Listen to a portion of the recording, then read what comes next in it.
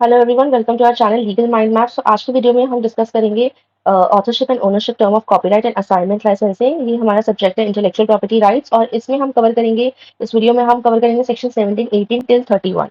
So let's start our video. तो अगर आपने पहले के वीडियोस नहीं देखे तो आपको ये वीडियो नहीं समझ आएगी, तो प्लीज आप पहले की वीडियो जरूर देख लेना प्लेलिस्ट से। तो नाउ लेट्स डिस्कस। मैं सीधा बात पॉइंट पे आती हूँ, ऑथरशिप और ओनरशिप। ठीक है, अब कॉपीराइट किसके पास होता है? किसी भी चीज का, किसी भी कुछ भी लिखा हुआ है, किसी भी मटेरियल का जो कॉपीराइट होगा वो ओनर के पास होता है, राइट? जिसने बनाया, उसको क्रिएट किया, उसके पास कॉपीराइट होता है। So this is under section 17 of the copyright act. अब इसके अंदर एक बात की गई है कि जो भी ओरिजिनल क्रिएटर है वो कॉपीराइट होल्ड करता है, बट क्या हमेशा जरूरी है कि जिसने बनाया सिर्फ उसी के पास कॉपीराइट रहेगा? ऐसा भी हो सकता है कि कॉपीराइट किसी और के पास रहे जिसने ना बनाया हो। यस, आंसर इज यस, हो सकता है।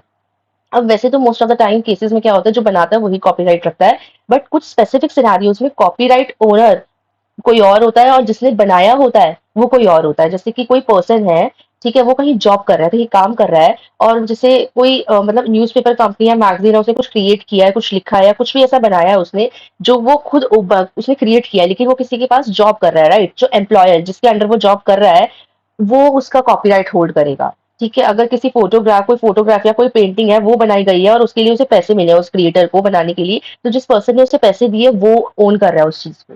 तो चाहे क्रिएट किसी और ने किया हो, लेकिन अब जिसने पे किया उसके लिए of course he is the owner, because उसने उसे पे करके खरीद लिया है।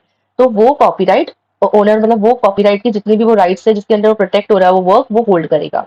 ऐसी और भी चीजें होती है, तो आप ये सारे एग्जाम्पल्स देख लेना तो आपको समझ आ जाएगा। टिल 7। तो अगर आप किसी के अंडर काम कर रहे हैं, किसी की कंपनी में, और उसकी कंपनी के लिए ही आप कुछ बना रहे हैं, चाहे वो चीज कुछ ऐसी यूनिक क्यों ना हो जो क्रिएट की हो आपने, आप उस चीज को क्रिएट कर सकते हैं, आप क्रिएटर हो सकते हैं, बट कॉपीराइट जो है वो उसी के पास जाएगा, राइट जो है जिसके लिए आप काम कर रहे हैं। Now let's understand assignment of copyrights, जो सेक्शन 18 के कॉपीराइट एक्ट के अंदर कवर्ड है। तो असाइनमेंट क्या होता है कि हम जब, जैसे ये ए है, मैं आपको एग्जाम्पल के थ्रू समझाती हूँ, और ये बी है। ये है हमारा असाइनी, ठीक है, और ये है हमारा ए, जो है हमारा वो बनेगा असाइनर। ठीक है, सो ए जो है वो बी को ना अपने ना, अगर सारे कॉपीराइट जो भी उसके राइट्स है, ए ने कोई चीज, कोई बुक है मान लो, उसने वो बुक लिखी है और वो अपने राइट्स बी को देना चाहता है, तो उस चीज को हम कहेंगे असाइनमेंट। अब वो राइट्स भी किस तरीके से देना चाह रहा है? बहुत इंपॉर्टेंट राइट्स जो सिर्फ एक क्रिएटर के पास होते हैं, बनाने वाले के पास होते हैं, जो सिर्फ एक ओनर के पास होते हैं, और वो राइट्स जो है कॉपीराइट एक्ट के अंडर कवर हो रहे हैं, वो राइट्स वो बी को दे रहा है। तो उस चीज को हम कहेंगे असाइनमेंट ऑफ कॉपीराइट्स। बट इसमें भी एक ट्विस्ट है, अगर वो राइट्स जैसे ऐसे हो गए, राइट टू पब्लिश या फिर सेल करना, तो ये राइट हम उसके अंदर असाइनमेंट के अंदर नहीं डालेंगे। ये अलग तरीके के राइट्स होते हैं, राइट टू पब्लिश और ये सब, जैसे कि कंसिडर किए जाएंगे पब्लिशिंग राइट्स, क्योंकि ये फुल्ली असाइन नहीं किए जाते। अगर हम जब जब तक हम फुल्ली असाइन नहीं करते, या फिर ऐसे राइट असाइन नहीं करता ए बी को जो कॉपीराइट एक्ट के अंडर आते हो, तब तक बी को हम ओनर नहीं मान सकते हैं। असाइनमेंट के अंदर हमें नया ओनर जो है वो बी को मानना पड़ेगा, ऐसे राइट्स ए को ट्रांसफर करने पड़ेंगे। जैसे कि इफ द असाइनी रिसीव्स, अगर बी, यानी कि असाइनी है बी हमारे एग्जांपल में, तो वो रिसीव करता है ऐसे राइट्स जो कि इंक्लूड है कॉपीराइट के अंदर। तो इस हम उन उन राइट्स के लिए, जैसे कि कोई ऑल्टर करने का राइट हमने बी, ए ने बी को दे दिया है कि अब मैं तो नहीं कर सकता इस बुक को ऑल्टर, या फिर इस बुक का सेकंड पार्ट तुम बनाओ, ऐसा कोई राइट दे दिया है जो सिर्फ ए के पास था। तो उस सिनारियो में बी को हम सिर्फ उसी राइट के लिए न्यू ओनर मानेंगे।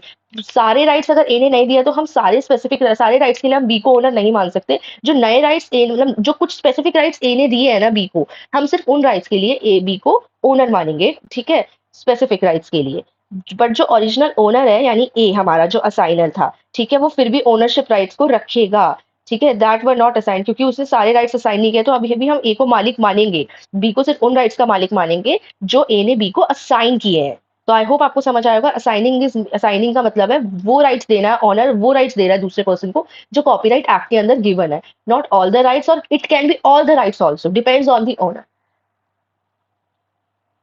नेक्स्ट एग्जाम्पल हमने पहले भी समझ लिया है, ये मैं आपको फटाफट समझा देती हूँ। कि जैसे कि एक बहुत टैलेंटेड सॉन्ग राइटर है, उसने क्रिएट किया है ब्यूटीफुल सॉन्ग सनशाइन ड्रीम, और अब वो क्रिएटर है उस सॉन्ग का, बट वो और क्रिएटर है, तो इस वजह से वो ऑटोमेटिकली ही कॉपीराइट का जो राइट्स है उसके अंदर सब कुछ सारे राइट्स होल्ड करता है। तो उसके पास एक्सक्लूसिव राइट्स है कि उस सॉन्ग को ऑल्टर करना हुआ, बेचना हुआ उसको, मतलब चाहे सेल करना है या फिर कुछ भी करना हो सॉन्ग के साथ वो कर सकता है। ठीक है, बट अब क्या करा उसने, किसी म्यूज़िक प्रोड्यूसर है, नेम उसका नाम है एलेक्स, उसको उसने उसे अप्रोच किया था और जो सॉन्ग राइटर है उसने उसको अपना गाना बेच दिया। तो अब जो नया जो म्यूज़िक प्रोड्यूसर है ना, उसके पास मतलब बेच दिया इन द सेंस उसे असाइन ही कर दिया सारे राइट्स, ओनरशिप राइट्स के साथ। तो इस तरीके से तो अब जो सनशाइन जो ड्रीम सॉन्ग है ना, वो अब एलेक्स का हो गया और एलेक्स के पास ओनरशिप राइट्स है क्योंकि, तो वो सॉन्ग के साथ कुछ भी कर सकता है। सो ये असाइनिंग होता है। नाउ लीगल केस से समझ लेते हैं, video master versus Nishi production. इसमें बॉम्बे कोर्ट ने डिसाइड किया था कि वीडियो को असाइन करा गया है, जैसे कि एक वीडियो थी उसको असाइन किया गया था, उसे आगे ओनरशिप उसके राइट्स ट्रांसफर कर दिए गए थे।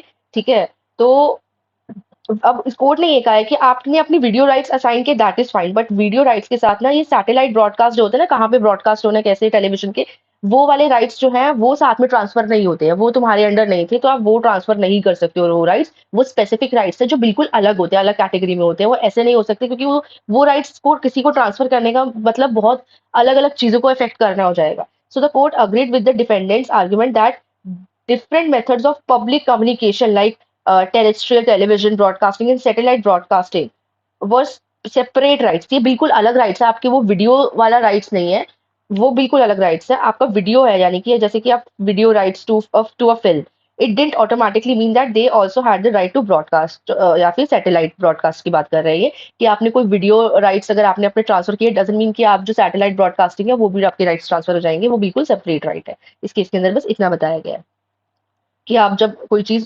ट्रांसफ़र करते हैं, अगर आप असाइन कर रहे हैं, तो कुछ स्पेसिफिक राइट्स से ट्रांसफ़र होते हैं। कुछ ऐसे राइट्स होते हैं जो आपके बस में नहीं होते ट्रांसफ़र करने। तो कोर्ट ने ये चीज़ क्लियर करी है।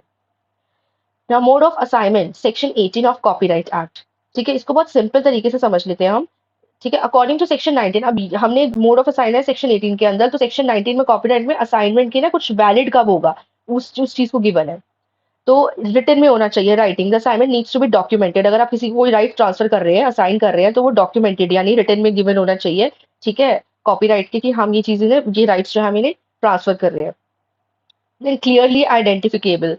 The assignment should specify which works copyright is being assigned, कि वो चीज अच्छे से पता होनी चाहिए कि कौन से काम या कौन सा ऐसा काम है जिसके राइट्स को असाइन किया गया है, कौन से राइट ट्रांसफर हुए हैं या कौन से राइट्स असाइन हुए हैं और कब तक के लिए हुए हैं, यानी कि ड्यूरेशन भी पता होनी चाहिए। तो ये सारी चीजें क्लियरली मेंशन और स्पेसिफाई होनी चाहिए। देन रॉयल्टीज, कि अगर कोई पेमेंट उसमें इन्वॉल्व है, ट्रांसफर करते टाइम असाइनर को कोई पेमेंट दी जा रही है, तो वो भी उसके अंदर स्पेसिफिकली मेंशन होनी चाहिए। देन ड्यूरेशन एंड टेरिटरी, कि कितने कितने जगह तक वो राइट वैलिड है, किस कंट्री तक वो राइट वैलिड है, वो पूरा टेरिटरी का जो एरिया है जहाँ तक वो वैलिड है, वो चीज़ आपको मेंशन करनी पड़ेगी। और ड्यूरेशन अगर मेंशन नहीं है तो वैसे तो ड्यूरेशन मेंशन करनी पड़ती है, और अगर ड्यूरेशन मेंशन नहीं है कि कब तक वो राइट हम दूसरे पर्सन को ट्रांसफर कर रहे हैं, ये चीज़ मेंशन नहीं है, तो 5 ईयर्स तक ही आपकी वो ड्यूरेशन मानी जाती है असाइनमेंट की। उसके बाद ऑटोमेटिकली जो राइट्स है वो वापस जो क्रिएटर था, जिसने वो बनाया था और जिसने ट्रांसफर किया था, उसके पास वापस चले जाएगा। Now, it is also important to note, assignment made against the terms of copyright society membership are void। अगर कोई भी आप असाइनमेंट इस तरीके से बना रहे हो जो कि कॉपीराइट मतलब एक तरीका होता है, हर चीज़ का एक प्रोसीजर होता है, और उसके अगेंस्ट बना रहे हो, कोई रूल्स फॉलो नहीं कर रहे हो और ऐसे ही आप ट्रांसफर कर रहे हो, तो वो मेंबरशिप जो है वॉइड मानी जाएगी। Now, authors of works used in cinematography, films or sound recordings still have the right to royalties and consideration regardless of assignment। तो उनके पास देने के बाद भी, मतलब ट्रांसफर करने के बाद भी पैसों का, रॉयल्टीज का, इन सब का राइट रहता है, जो यानी कि जो ऑथर होते हैं या जो जो भी फिल्म्स वगैरह बनाते हैं, साउंड रिकॉर्डिंग करते हैं, इन सब के पास कि उन्होंने दे दी, ओनरशिप के साथ दे भी दिया अगर दूसरे को, तो रॉयल्टी क्या होती है कि कुछ परसेंटेज मिलता है आपको। आप वो चीज के साथ जब भी कुछ प्रॉफिट बनाएगा दूसरा पर्सन जिसको ट्रांसफर हुआ है राइट, तो वो रॉयल्टी आपको भी मिलेगी, जो क्रिएटर है जिसने सेल करी है उसे किसी और के पास, तो वो हकदार रहते हैं उस चीज के। एक केस है Saregama India limited versus Suresh Jindal. इस केस में डिसाइड हुआ था कि जो पर्सन जो ओनर है किसी चीज का, कॉपीराइट जिसके पास राइट्स है सारे कॉपीराइट एक्ट के अंडर, अब वो फ्यूचर वर्क के लिए किसी को अगर वो चीजें सारी ट्रांसफर करना चाहता है किसी और को, तो वो पूरी तरीके से भी कर सकते हैं अपने ओनरशिप राइट्स को ट्रांसफर, और या फिर पार्शली वो आधे राइट्स कुछ अपने पास रखना चाहे वो ओनर, और कुछ राइट्स वो ट्रांसफर करना चाहे किसी को, वो भी वो कर सकता है।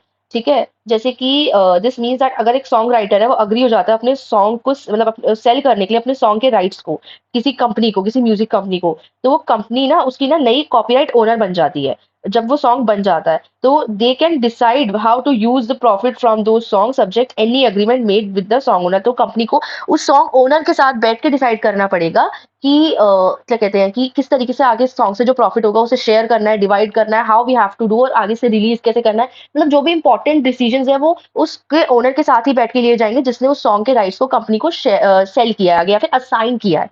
We not say sell, we will say assign, क्योंकि हम असाइनमेंट के अंडर जो भी चीजें उनको पढ़ रहे हैं। Now our next topic is licensing of copyright. इसके अंदर जो है टाइप्स ऑफ लाइसेंस डिस्कस करे जाएंगे। ठीक है, एक होता है compulsory licence, statutory licence, voluntary licence.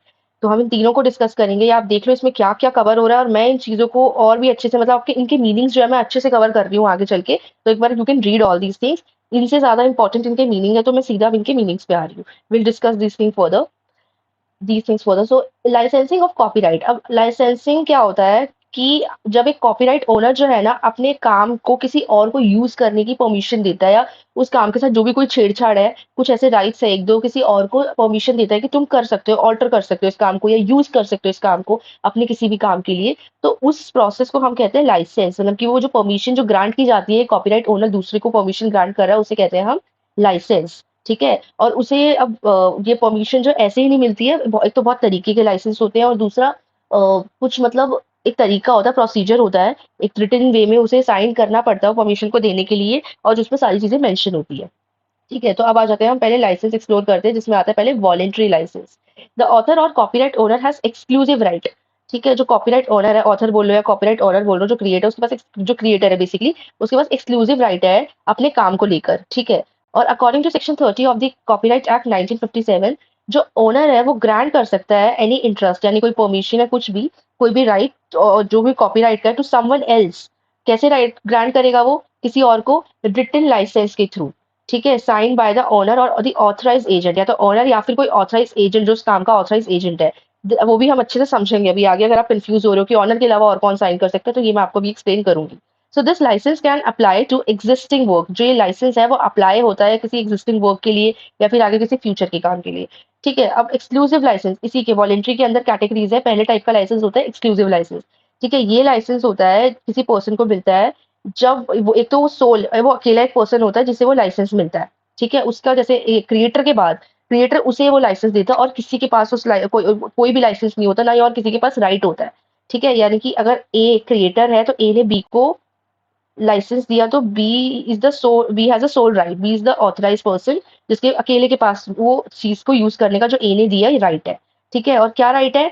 Use the copyright work, use करने का राइट है। जैसे ए की कोई बुक है, वो सिर्फ बी के पास राइट है उसे यूज करने का। सो इसे हम कहेंगे एक्सक्लूसिव लाइसेंस। अब आता है नॉन एक्सक्लूसिव लाइसेंस। जैसे अब इस नॉन एक्सक्लूसिव राइट लाइसेंस में क्या है? जैसे ए है, उसने बी को क्या कहते हैं लाइसेंस दिया है, परमिशन ग्रांट की है कि वो उसके काम के साथ कोई स्पेसिफिक थिंग और विद वर्क वो कुछ कर सकता है, छेड़छाड़ कर सकता है, कुछ भी कर सकता है, मतलब जो भी है उसकी बुक को ऑल्टर कर सकता है या कुछ भी कर सकता है। पर बी के पास ये राइट है। ठीक है, but it doesn't exclude other from doing the same. But ऐसे राइट्स औरों के पास भी है, यानी सी के पास भी हो सकते हैं, डी के पास भी हो सकते हैं। ठीक है, इसमें क्या था, एक्सक्लूसिव में भी सिर्फ एक ही पर्सन के पास राइट था, ए ने सिर्फ एक ही पर्सन को दिया था। इसमें क्या है, कई सारे लोग हैं जो लाइसेंस, जिनके पास लाइसेंस है। नाउ को exclusive licence, here the licensor यानी कि जो ओनर है वो ग्रांट करता है, यानी ए जो है ओनर है वो ग्रांट करता है मल्टीपल लाइसेंस। ठीक है, बट लिमिट्स द नंबर। अब वो मल्टीपल लाइसेंस तो ग्रांट कर रहा है, सी को भी दे दिया, डी को भी दे दिया, ई को भी दे दिया, बट फिर भी कुछ लिमिट्स होती है, लिमिट को बनाए रख रहा है, इस बात का ध्यान रख रहा है कि वो ज्यादा लिमिटलेस लोगों को ना बांटे लाइसेंस अपना। Then sole licence, only the licensor and the licensee can use the work. सिर्फ लाइसेंसर यानी कि अगर ए है और बी है, सिर्फ वही काम को यूज कर सकते हैं, excluding any third party, no other party. मतलब only the licensor and the licensee can use the work excluding any other third party. कोई दूसरी पार्टी यूज नहीं कर सकती है, थर्ड पार्टी यूज नहीं कर सकती है। Then comes the implied licence. Implied का मतलब आप समझ लो एक्शन होता है। ठीक है, this occurs when the author allows और permit the use of the work without explicitly granting permission. For example, अगर कोई ऑथर है, जैसे ए इज द ऑथर, ठीक है, knows someone is using their work, A को पता है कि बी उसका काम यूज कर रहा है, बट ए तब भी बी के अगेंस्ट कोई एक्शन नहीं ले रहा है, तो इसलिए उसने अपने एक्शन के थ्रू ये जता दिया कि तुम मेरा काम यूज कर सकते हो, मुझे कोई प्रॉब्लम नहीं है। ऑफ कोर्स अगर ए को प्रॉब्लम होती है, उसके पास कॉपीराइट जो उसके ओनरशिप राइट्स हैं वो उनको यूज़ करके बी के अगेंस्ट कोई एक्शन ले सकता था, बट उसने नहीं लिया, व्हिच मीन्स कि आई एम अलाउइंग यू, वो बोल नहीं रहा मुँह से, कुछ डॉक्यूमेंट साइन नहीं हुए, बट उसने इम्प्लाई कर दिया। अब एक एग्जांपल से इनमें से कोई एक को समझ लेते हैं। लाइसेंस डीड, एक लाइसेंस डीड होती है for a work should include, क्या क्या उसमें इंक्लूड होना चाहिए, डिटेल सच एज ड्यूरेशन, यानी कब तक वो लाइसेंस दिया जा रहा है, ठीक है, स्पेसिफिक राइट्स, क्या क्या राइट्स दिए जा रहे हैं, सारे ओनरशिप राइट्स नहीं चले जाते, ट्रांसफर नहीं होते, देयर आर स्पेसिफिक राइट्स जो लाइसेंस के थ्रू दिए जाते हैं, द जोग्राफिकल एरिया कि कितने एरिया तक वो वैलिड है, ठीक है, ये सारी चीजें, और रॉयल्टी जो पे करनी है ओनर को, and the terms regarding any revision, अगर रिविजन होना है लाइसेंस, और एक्सटेंशन होना है या टर्मिनेशन होना है, इन सब के रूल्स एक लाइसेंस डीड के अंदर लिखे जाते हैं, मेंशन किए जाते हैं। अब एग्जाम्पल से समझ लेते हैं। इमेजिन करो कि आप एक फोटोग्राफर हो, ठीक है, जो कि मतलब who owns the copyright to a series, और आपके पास कॉपीराइट है एक सीरीज का, स्टनिंग लैंडस्केप का, फोटोग्राफ्स का। So you decided to grant a non exclusive, आपने कौन सा ग्रांट किया, नॉन एक्सक्लूसिव, दिखा देती हूँ आपको, नॉन एक्सक्लूसिव हमारा ये था, ठीक है, जो कईयों को मिल जाता है। So non exclusive licence to a travel magazine, ठीक है, अलाउइंग देम टू यूज, आपने एक ट्रैवल मैगजीन को नॉन एक्सक्लूसिव लाइसेंस दिया, आप अलाउ कर रहे हो उनको कि यूज कर सकते हो आप मेरी फोटोज अपने आर्टिकल के अंदर। This means that the magazine can use the photos alongside their article, but you still retain the right, but इसका मतलब ये नहीं कि वो फोटोज जो है, आप ओनर हो तो आपने उन्हें राइट्स दे दिया यूज करने का, इट डजंट मीन कि आपके ओनरशिप राइट्स खत्म हो गए, आप अभी भी ओनरशिप राइट्स होल्ड करते हो एक तो, और the right to grant similar licence, but और आपके पास ये भी राइट है कि आप सिमिलर लाइसेंस जो है किसी दूसरी मैगजीन या फिर पब्लिकेशन को भी दे सकते हो। ये नॉन एक्सक्लूसिव में आता है, अगर एक्सक्लूसिव होता तो आप किसी और को नहीं दे सकते थे, आप सिर्फ एक ही को देते। जो आप जिस पहली मैगजीन को, ट्रैवल मैगजीन को जिसको आपने राइट ट्रांसफर किए थे, उसके पास अगर एक्सक्लूसिव लाइसेंस होता तो आप ये किसी और को अभी लाइसेंस नहीं दे सकते थे। इस स्लाइड में टू टाइप्स के लाइसेंस को कवर करेंगे। One is compulsory licence and second is statutory licence, और डिफरेंस के साथ, तो मैं उसे यहाँ से, आप यहाँ से भी पढ़ सकते हैं और मैं इसे यहाँ से पढ़ रही हूँ। अब सबसे पहले कंपल्सरी लाइसेंस क्या होता है और स्टैट्यूटरी लाइसेंस क्या होता है, दोनों में एक चीज कॉमन होती है कि हमें ये दोनों लाइसेंस जो है ना, वो बिना, विदाउट, विदाउट क्रिएटर, यानी जो क्रिएटर है मतलब या फिर ऑथर आप कह सकते हैं, उसकी परमिशन के मिलते हैं, यानी ओनर, ओनर की परमिशन के बिना हमें ये राइट्स जो है मिलते हैं, ठीक है। ये इसमें सबसे बड़ा इंपॉर्टेंट जो इन दोनों के मीनिंग्स और इनमें जो कॉमन है वो यही है कि हमें ओनर की परमिशन नहीं मिलती है, इसके अंदर हम ओनर के अलावा किसी और से परमिशन ले सकते हैं उसी के काम को यूज करने के लिए, चाहे वो काम कॉपीराइट के अंडर प्रोटेक्टेड हो तब भी, ठीक है। अब कंपल्सरी लाइसेंस में क्या होता है कि अगर कोई इंडिविजुअल है, अप्लाई करना चाहता है लाइसेंस के लिए, और उसे ओनर जो है वो मना कर देता है, या जो भी रीजन होता है उसे ओनर के थ्रू वो लाइसेंस नहीं मिलता है, तो जो कॉम्पिटेंट अथॉरिटी है, कॉम्पिटेंट अथॉरिटी कोई भी हो सकती है, जैसे कि जो ऑफिस में मतलब जो ऑफिसर्स हो गए या जो भी एक बड़ी अथॉरिटी हो गई, जैसे ए है, ए इज द ओनर, ठीक है, और बी है, उसको ए का काम यूज करना है, ए की कोई रिकॉर्डिंग है, बी को यूज कर रही है।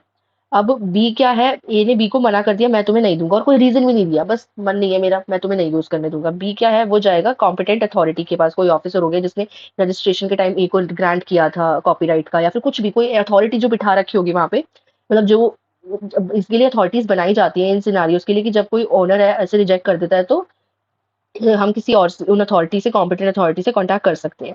तो वो अथॉरिटी जो है वो सारी चीजें देखेंगी और देखेंगी ए का रीजन जो था, मतलब एक ए का कोई वैलिड रीजन नहीं था मना करने का, और बी के पास रीजन है उस काम को यूज करने का और सही रीजन है, तो वो बी को उसके काम को यूज करने देगी। अब यहाँ पर आ जाते हैं स्टैट्यूटरी लाइसेंस के ऊपर। स्टैट्यूटरी लाइसेंस भी कोई अथॉरिटी, कॉम्पिटेंट अथॉरिटी या फिर कोर्ट ही देगा। इसके अंदर क्या होता है कि ये किस सिचुएशन में दिया जाता है, ओनर क्यों नहीं दे पाता है, या तो ओनर का पता ही नहीं होता ओनर कहाँ पर है, उससे कोई कांटेक्ट नहीं हो पाता, या फिर ओनर मना कर देता है देने से।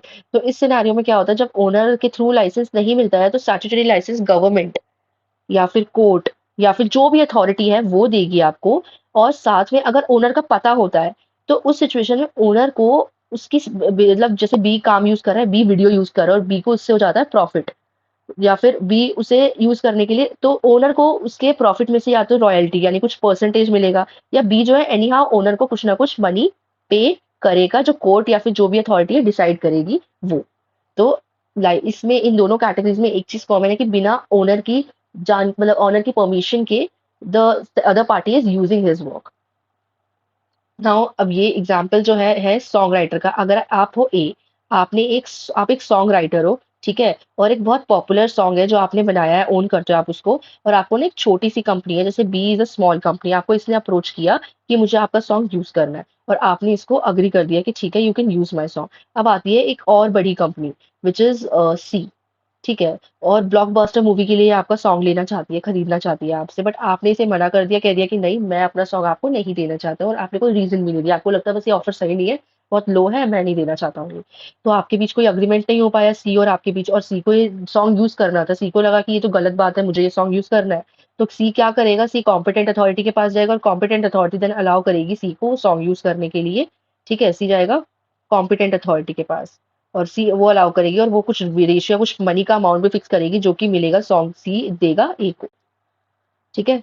जो आपको याद होगा, मैंने आपसे एक स्लाइड डिस्कस की थी in the very beginning of when I was discussing licensing of copyright, right? और मैंने कहा था मैं आपको इसके अंदर जो भी पड़ता है आपको सब एक्सप्लेन करूंगी। तो now will come to that, उन कैटेगरीज को समझेंगे अब हम। कैटेगरीज ऑफ कंपल्सरी लाइसेंसेस, अब इसके कैटेगरीज में आ जाता है। अभी तक जो हम पढ़ रहे थे, टाइप्स ऑफ लाइसेंस पढ़ा था हमने, उससे पहले हमने मीनिंग समझा था लाइसेंस का, और फिर टाइप्स ऑफ लाइसेंस पे आए थे, और उसके बाद हम आए थे कंपल्सरी और स्टैट्यूटरी पे। Now comes the category of compulsory licence. इसके 5 मेन कैटेगरीज है, ठीक है, जो डिफरेंट डिफरेंट पर्पस के लिए है कि किन किन सिचुएशन में से दिया जाता है, ठीक है? जब जब भी कोई ओनर जो है वो अनरीजनेबली मना कर देता है, कोई रीजन ही नहीं होता उसका मना करने का, और वो मना कर देता है कि मैं पब्लिक में इस चीज को नहीं लेकर आना चाहता, अपने जो काम को है और कोई जस्टिफाइड रीजन नहीं होता उसके पास। जैसे एग्जांपल लेते हैं हम कि बुक बुक ऑथर है, वो रिफ्यूज करता है कि उसकी बुक जो है वो एक मूवी में ली जाए, ठीक है, और उसके पास कोई वैलिड रीजन भी नहीं है कि इस बुक को मैं मूवी, मतलब उस बुक के स्टोरी के ऊपर एक मूवी बनानी है, और वो नहीं है कोई वैलिड रीजन उसके पास कि मैं नहीं देना चाहता इस अपनी बुक की स्टोरी को। तो उस सिचुएशन में भी कंपल्सरी लाइसेंस ग्रांट किया जाता है, कॉम्पिटेंट अथॉरिटी ग्रांट कर देती है ऐसी सिचुएशंस में भी, कि आप मूवी में अडेप्ट कर सकते हो इस बुक की स्टोरी को, क्योंकि उसके पास कोई रीजन नहीं है ऑथर के पास, कोई वैलिड रीजन कि मैं क्यों नहीं देना चाहता। Now licences for orphan works, अब कंपल्सरी लाइसेंस किन केसेस में आता है, जब जो जो पर्सन होल्ड कर रहा है, कॉपीराइट ओनर जो है, वो ही पता नहीं चल रहा कहाँ पर है, उसको लोकेट ही नहीं कर पा रहे हैं, तो परमिशन किससे लेंगे? तो जैसे एग्जांपल है, if a rare photographers owner is unknown, वो अननोन है, पता नहीं चल रहा वो कौन है, और तो कंपल्सरी लाइसेंस इस सिचुएशन में भी ग्रांट किया जाता है, जैसे कि may be granted to a museum to display the photo. तो म्यूजियम को डिस्प्ले करने के लिए फोटो, वो परमिशन ग्रांट हो गई through a competent party. Then licences for works for differently abled, जैसे कोई भी बुक है, ठीक है, और कंपल्सरी लाइसेंस नहीं, मतलब कंपल्सरी लाइसेंस इस सिचुएशन में मिलता है अगर वो पर्सन और जो ओनर है वो अलाउ नहीं कर रहा है किसी बुक को ब्रेल वर्जन के अंदर कन्वर्ट करना है, ठीक है, जो कि और भी जो डिसेबल लोग हैं उसे वो भी पढ़ सके, ठीक है, it is a different language जो डिसेबल के लिए होती है। तो अब उस सिनेरियो में भी कोई भी अगर इसे कन्वर्ट करना चाहता है और वो इसके लिए ओनर से परमिशन मांग रहा है और ओनर मना कर रहा है, तो कंपल्सरी लाइसेंस के थ्रू वो परमिशन ग्रांट हो सकती है पर्सन, एक पर्सन को। Then comes licenses for translation. If someone wants to translate, ठीक है, allow, तो कंपल्सरी लाइसेंस के थ्रू वो परमिशन ग्रांट हो सकती है अगर ओनर अलाउ नहीं कर रहा है कि allow the translate of works into different languages, ताकि वो अलग अलग जा पाए और वो जो नॉलेज है वो स्प्रेड हो पाए, ठीक है। फॉर इंस्टेंस, जैसे एग्जांपल है कि एक ऑथर है वो रिफ्यूज करता है उसकी बुक के ट्रांसलेशन के लिए दूसरी लैंग्वेज में, तो कंपल्सरी लाइसेंस के थ्रू ये परमिशन मिल सकती है। Then licenses for reproduction and sale of unavailable work in India. These licenses allow the reproduction and sale of work that are not readily available in India. ये licence इसके through allow हो सकता है compulsory licence के through कि जो India के अंदर अवेलेबल नहीं है वो काम रिप्रोड्यूस हो पाए, सेल हो पाए, ठीक है। जैसे एग्जांपल है, एक फॉरेन पब्लिशर है वो मना कर देता है उसकी बुक को इंडिया में अवेलेबल करने के लिए, तो कंपल्सरी लाइसेंस के through India to an Indian publisher को अगर कंपल्सरी लाइसेंस मिल जाता है तो उसके थ्रू वो बुक को रिप्रोड्यूस कर सकता है या फिर वो बुक को इंडिया में लोकली सेल भी कर सकता है, मतलब रिप्रोड्यूस करके वो इंडिया में लोकली सेल कर सकता है, तो इस सिचुएशन में लाइसेंस मिल जाता है। कम्स द स्टैट्यूटरी लाइसेंस, अब हमें पता है स्टैट्यूटरी लाइसेंस भी कैसे मिलता है, उसमें रॉयल्टी दी जाती है and बिना ऑनर की परमिशन के ही मिलता है of course. So cover versions recording licence, this type of licence allow artist artist to make cover version, जैसे अब कवर वर्जन होते हैं अलग अलग सॉन्ग के बनाए जाते हैं ना आजकल, तो उसमें भी क्या होता है, हम स्टैट्यूटरी लाइसेंस का यूज कर सकते हैं। Make cover version of songs without seeking individual permission from original copyright owner. जैसे एग्जांपल है, एक सिंगर है, वो किसी सॉन्ग का कवर वर्जन बनाना चाहता है किसी पॉपुलर सॉन्ग का, तो वो इस लाइसेंस के अंडर बना सकता है without having negotiate with original song writer. Then comes broadcasting licence. अब ब्रॉडकास्टिंग लाइसेंस किसका यूज होता है, जैसे कि कोई मूवी किसी टीवी पे ब्रॉडकास्ट, किसी चैनल पे ब्रॉडकास्ट करनी है, या फिर सॉन्ग्स होते हैं, पहले हम इतना देखा करते थे, लाइक जब केबल हुआ करती थी हमारे पास, तो we have so many channels, जैसे 9XM होता था और MTV, and there are so many channels जो म्यूजिक चलाया करते थे। तो ऐसे किसी की भी चैनल्स पे या टीवी पे कहीं भी कोई सॉन्ग्स ब्रॉडकास्ट करना हो, मूवी चलानी हो, तो उस सिनेरियो में भी हमें किसी एक पर्टिकुलर पर्सन के पास जाके वो परमिशन लेने की जरूरत नहीं है। We can through this licence, under this licence we can play that. But हमें एक कॉपीराइट ऑनर के जो राइट्स है उसको रिस्पेक्ट करते हुए लाइसेंस मिलते हैं। हम ऐसे नहीं कि हमें अगर उसे परमिशन मिल गई है किसी अथॉरिटी से तो हम उसे कैसे भी यूज कर सकते हैं। No, we have to use, एक रिस्पेक्ट रखनी पड़ती है कि हम उसमें कोई चेंजेस नहीं कर सकते अननेसेसरी, और जहां तक हमें परमिशन मिली है सिर्फ वहीं तक ही यूज कर सकते हैं। So that's it in this video. I know video थोड़ी लंबी थी, बट बहुत इंपॉर्टेंट टॉपिक्स हमने इस वीडियो में कवर करे। आई होप आपको वीडियो पसंद आई होगी। Please don't forget to like, share and subscribe to our channel. And please comment में हमें बताइए हम क्या इम्प्रूव कर सकते हैं और ऐसे क्या टॉपिक्स में आपको और एक्सप्लेन कर सकती हूँ। And whatever you want to share, please go ahead. Thank you.